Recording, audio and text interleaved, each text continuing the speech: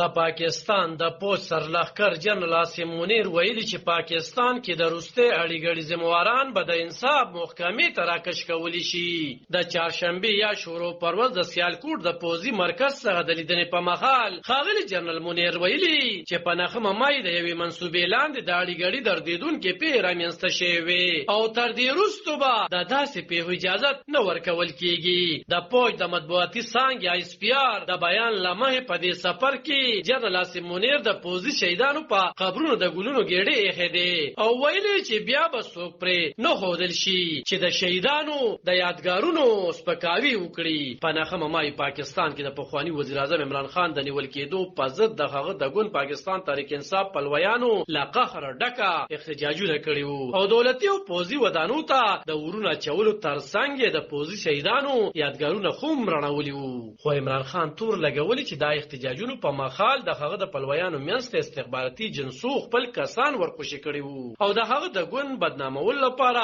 دا اړې غړې د جنسو خپل خلکو کړي دي. د ISPR بیان کې ویل شوی چې پوځي مشر ویل چې د نهمه مای په تور ورځ چې کوم خلکو قام د شرم سره مخ کړي هغوی به د انصاف په محکمه کې ودرول شي. هغه ویل چې پوځ خپل پام د مسکی مهارتونو ترڅنګ کورنو بهرنو چیلنجونو ته اړولې دي او د پروپاګاندا د لارې د کېدونکو جګړې مخنیوي ته بشپړه تیاری لري. دا په داسې حال کې چې 13 هفته د جنرال عاصم منیر په مشرۍ د پوځ د کور کمانډرانو کانفرنس کې پریکړه شوې چې نهمه مای د پیښو د ذمہوارانو په ضد به پوځي عدالتونو کې مقدمې چلول شي. د پاکستان حکومت په نهمه مای ملک د رامنځته شوې اړیګړي ذمہوار تحریک انصاف ګوند او د هغې مشر عمران خان ګرځوي. خو عمران خان بیا دریځ خپل کړی چې هغه هیڅ کله خپل پلویان اړیګړي ته نه دي لمسولي او وایي چې ثبوتونه لري چې دا کار د ایجنسو کسانو په خپل کړی دی. په نهمه مای د پاکستان تحریک انصاف پلویان د عمران خان د گرفتاری په ضد د احتجاج په مخال په پوځي ودانو